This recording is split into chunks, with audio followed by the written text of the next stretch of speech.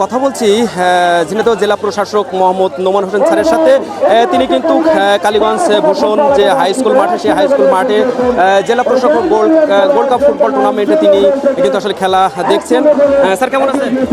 আলহামদুলিল্লাহ ভালো আছি। ভালো আছেন? আচ্ছা, আমরা সবসময় দেখি যখন খেলা হয় তখন বলি যে মাদককে না বলুন, খেলাকে হ্যাঁ বলুন। আসলে আমার এবং আপনার একার পক্ষে আসলে এটা নির্মূল করা সম্ভব কিনা?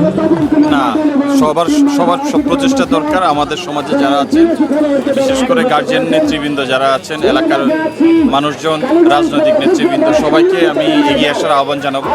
আমাদের একটা প্রচেষ্টা থাকে, আইনগত প্রচেষ্টা থাকে, আরেকটা হচ্ছে সামাজিক আন্দোলন।